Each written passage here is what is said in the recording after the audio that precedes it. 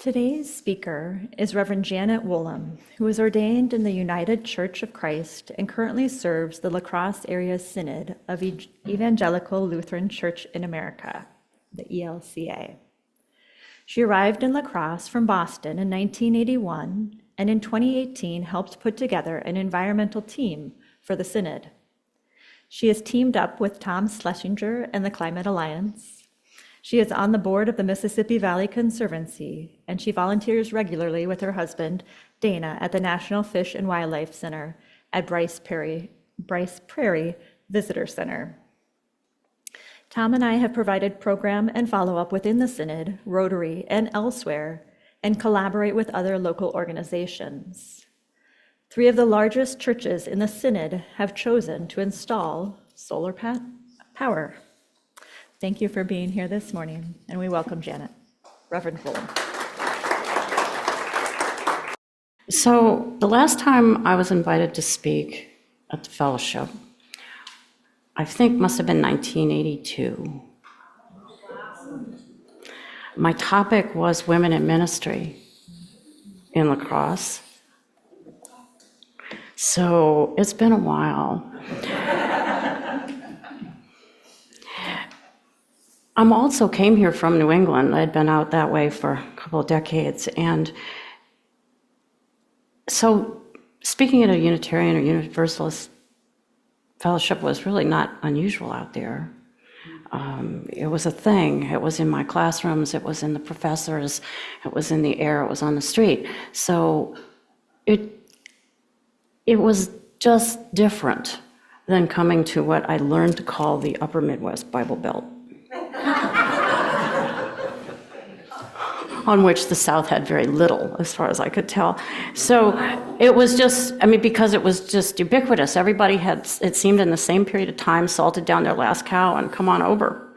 And everybody brought with them, in this amazing history of American denominations, their own ways of doing things.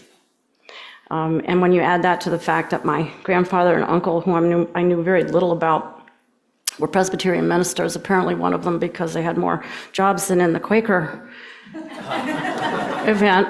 I've also got Quaker background, and I've done most of my training from my professional life since not serving in churches with the Mennonites. So I'm really I'm transient. But that goes with how I grew up. I grew up in the Foreign Service, and we moved every 2.5 to 3 years, not down the block or around or to another state or a different base, but to a different culture, to a different world. And for me, entering the ministry was in some ways a response to the question that someone asked me about when they invited me here today. What's the relationship between spirituality and science? Because everything I went everywhere was different. So I learned to live in the world of analogy. What's this like in my life, or what in their life is like mine? And so to enter the ministry was a huge question mark for my mother. But I came to see it as a challenge. Well, what's going on here today has to do with my latest life. 4 years now I've been working on environmental issues and teamed up with Tom Schlesinger, and we were here not all so too long ago, providing, as he did, a program on climate change, and we've been working together on that a long time. What's going on here today? Today you're celebrating the flip of a switch. Hence my introduction that I needed from you out back earlier.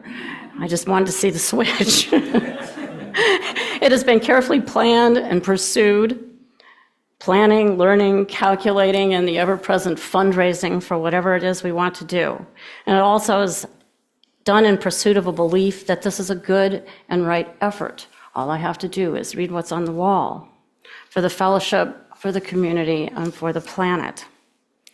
But then again, our history aside, your history aside, the sun has a little bit of us on history. About 4.6 billion years ago, it happened, since a giant rotating cloud of gas and dust called the solar nebula collapsed under its own gravity, eventually forming a protostar that became our planet. Don't ask me to define any of these, please.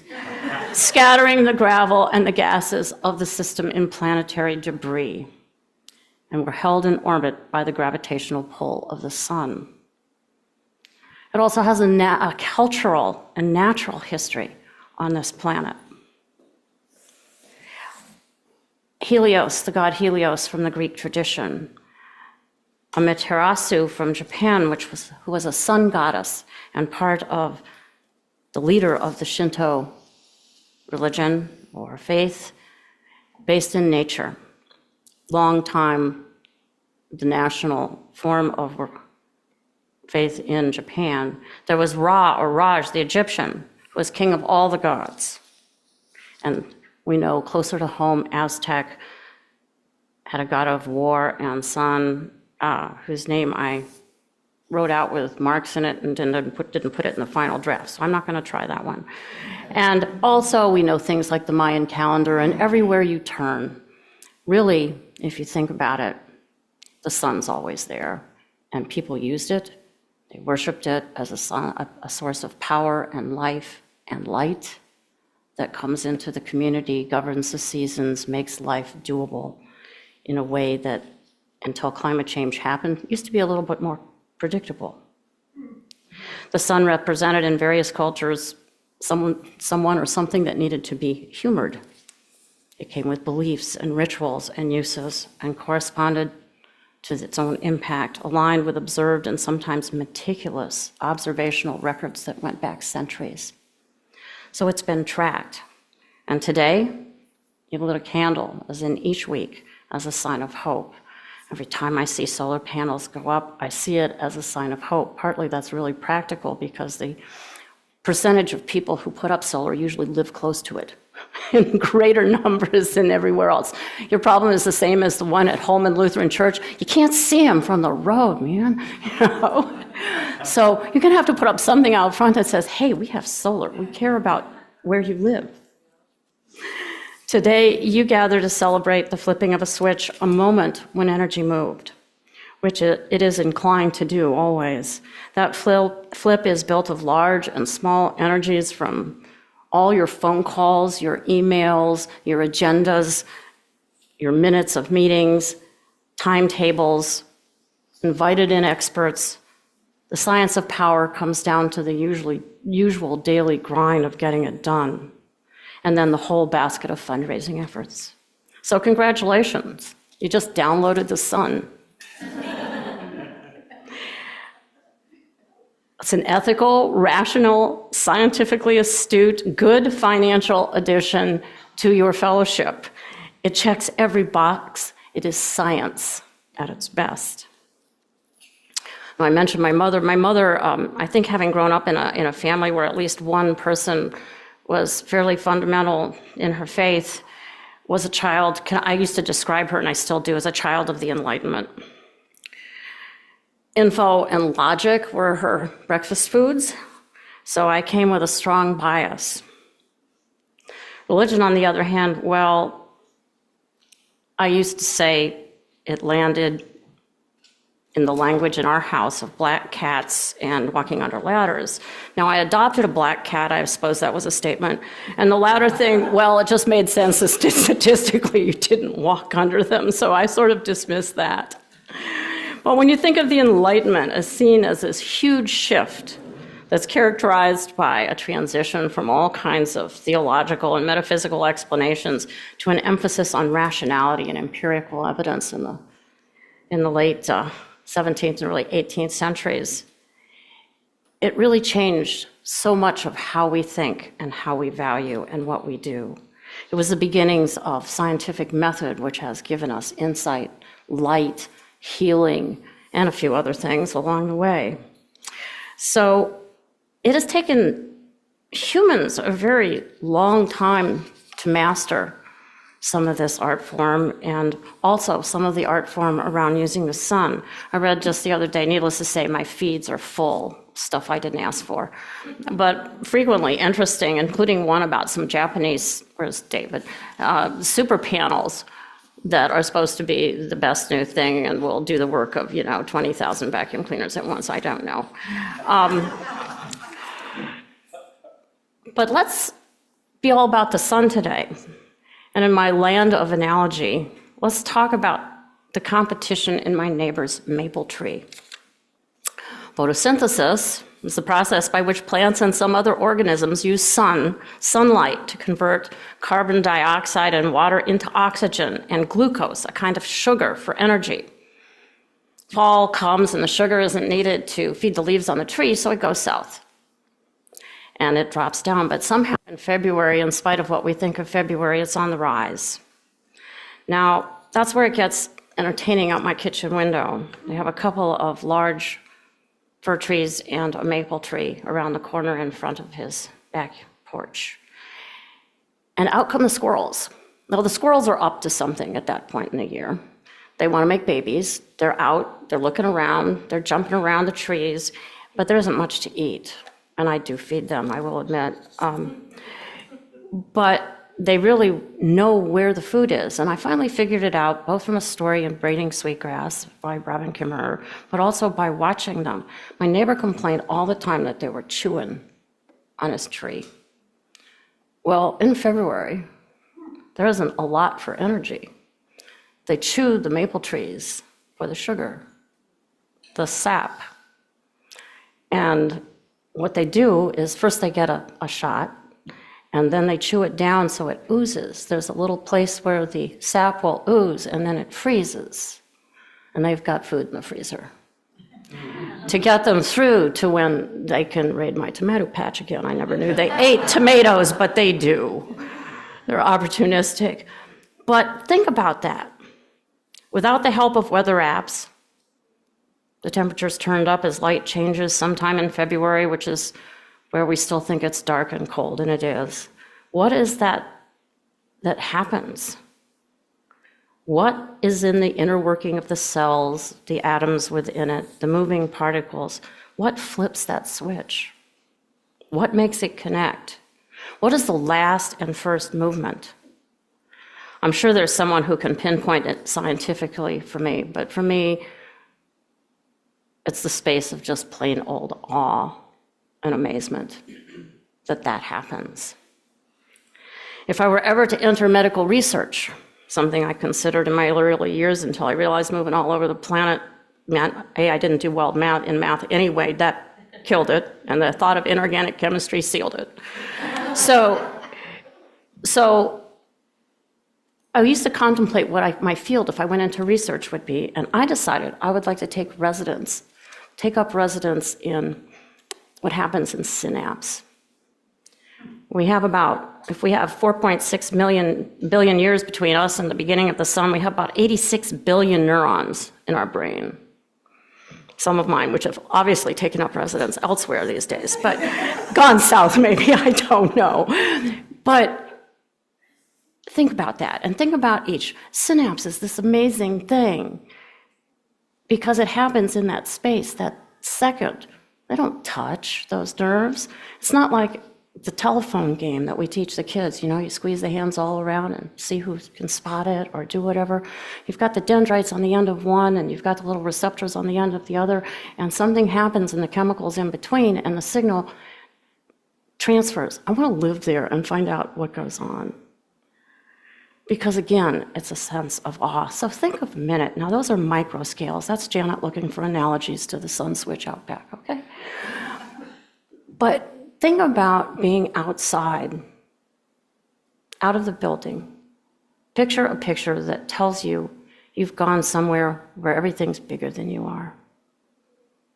What's the snapshot on your phone of that that's buried under, recipes? Think about that. We went to a program a couple years ago on older people and loneliness. I deal with lots of older people. I deal with churches.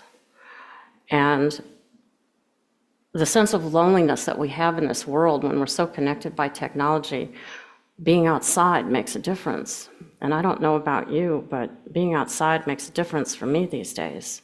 I find that some things are going on sort of like they ought to. The swans did come back last year to Myrick, February 15th. And that was pretty early. And the swans down the river here, when you see them in the fall, Brownsville, they leave later, they come back earlier.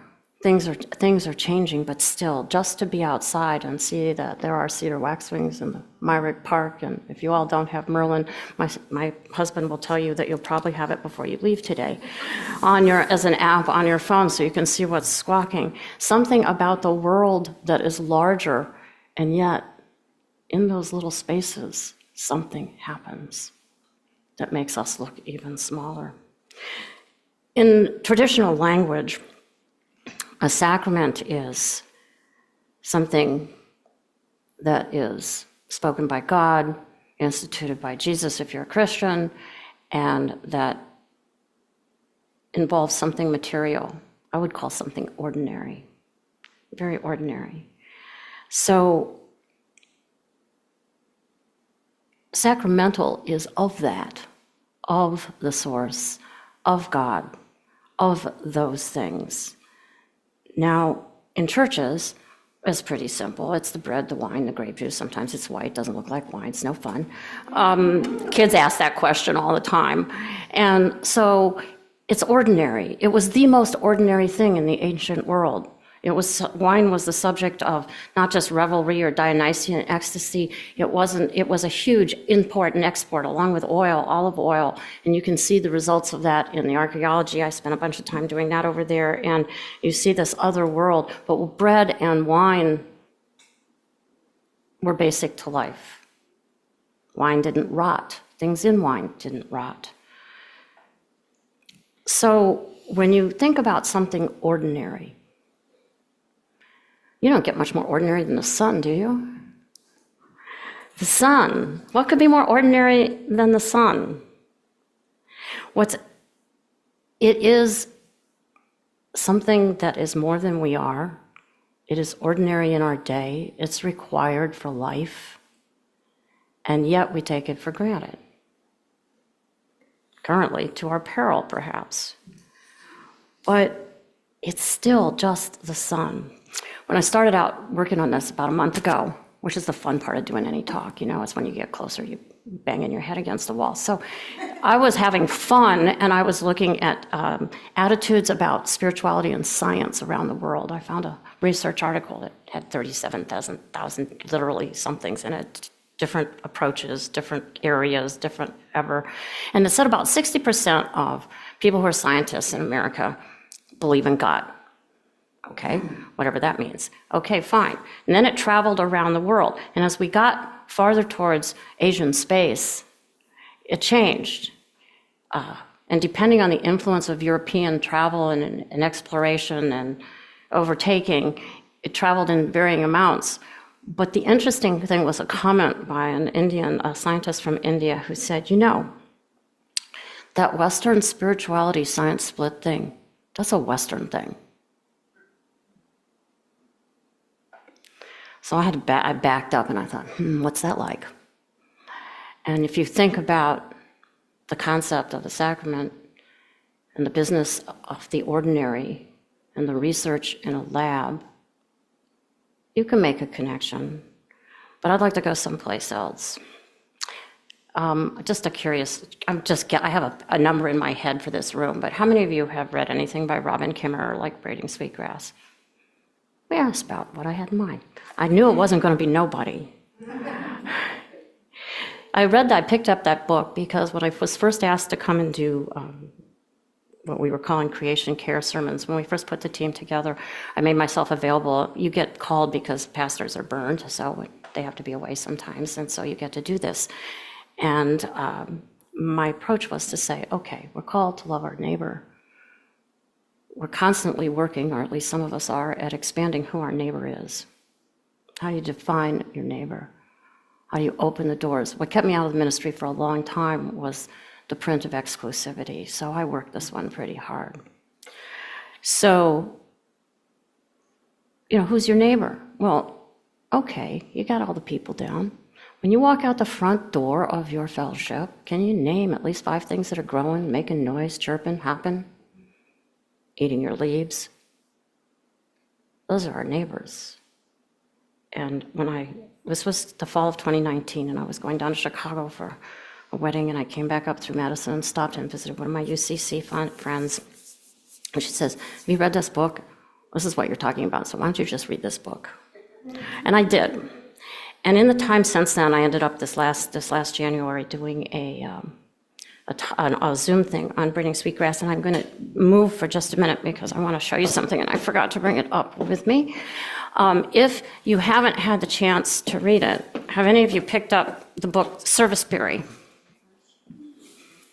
Right, so there's regular braiding sweetgrass, and then there's this one, which is called For Young Adults, and it's really not for kids. It's got a lot of science and stuff in it. And somebody who was brilliant had asked Robin Kimmerer to do an economics essay for a magazine called Emergence Magazine, and she did it, and some other brilliant agent said, why don't you print that up and put it out for Christmas buying this year? She did that too. It went well. So if you haven't tried any of these, my point is that if you don't have to go east to find and take out and remove the spot between science and spirituality, because it was here before you were. This business of reciprocity, she explains the economy as mostly extractive. It's what can we get from it? For years, I wouldn't use the word human resources for personnel. And people say, well, what are you going to use anyway? I said, I don't know, but I'm not using coal and titanium.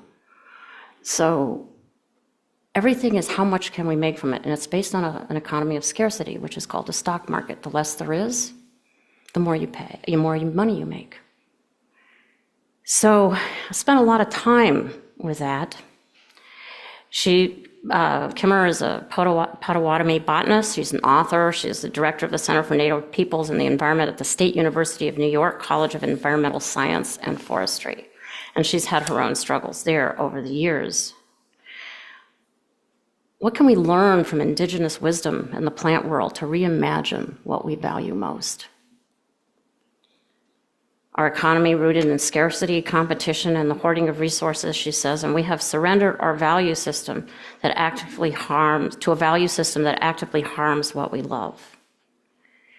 Meanwhile, the economy of her books describes reciprocity, an economy of reciprocity, where it's circular, and where you ask before you take. You acknowledge the plant, the animal.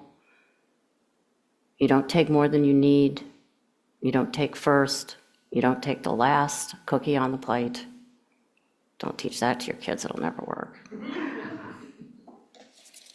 But the difference in that couldn't be more striking. I've done exercises for that small place where something happens. You take a plant, you can do this in the middle of winter, it doesn't matter. I've taken corn and soy plants in the country, serving a church, put them out and had the kids match the seeds to them. Can't do it unless they actually have a parent who's farming it. The soy and the corn. We take a plant and stick it out in your front and then just put up, it used to be index cards, now it's Post-its. Have people just write something about the plant. You can do this, it's great for kids too. Just leave it there for a couple months, put the Post-its all over the wall. They start with the size and the green and what kind it is, what it makes, what it does, what it that. Pretty soon you start seeing the connections. I tried that one time in church to show connections, and I was talking about connections, and I said, I know you don't touch each other, but if you look really carefully down the neck of the person sitting in front of you, you'll see made in somewhere else. Everything, not only our industry is connected, not only tariffs in a way, but the sense that what is there to be counted, siloed, hoarded, and spent only in one direction. Whereas the earth, that squirrel plants nuts all over in what's called a mast year, where you have a huge amount of nuts for that particular year. More of those get planted, more trees grow, there's more food. The food for the birds that come, the birds that then eat the seeds, coat them in fertilizer, and drop buckthorn in my front yard, which is an invasive plant. But there is a circle. There is a circle of reciprocity that means if you cut any link in that synapse, you're not going to get the nerve working. So that room for awe in nature isn't just something for a backdrop on our profile pictures or a pretty Christmas card, or how I show off my area to my friends on my Facebook page. That awe is for what the gift that has been given to us and what we do with it. So when we do solar, we come with the understanding that all flourishing is mutual. You can start anywhere and build that web. Sometimes I wonder if that's where the real fight with solar is. It's not about the oils. For some people, it's like, oh, I can't control who gets that. I can't make it scarce. I can't raise its price. They're panels. Those are going to change just like everything else in industry. So to give your place a chance to be right where that connection is made, the middle of that synapse or whatever happens in photosynthesis that says February is not forever, is what you're doing. So the real question is, what you're going to do with that? Once you flip the switch, I saw in your brochure some of the things that you do already as a conscious church, worship community, whatever it is you want to call yourselves. What are you going to do with it next? How is that going to transfer to the next neuron that can do the same thing and can build the strength that the sun, the strength that the sun provides? Are you going to put a sign out front? Or are you going to make sure all your young people know that app, which I had really a lot of fun with a couple days ago? Imagining that.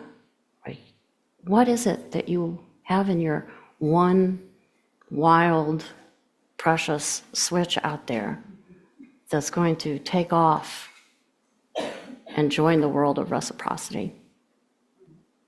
I'm sure you're going to find something because you guys are good. So, thank you.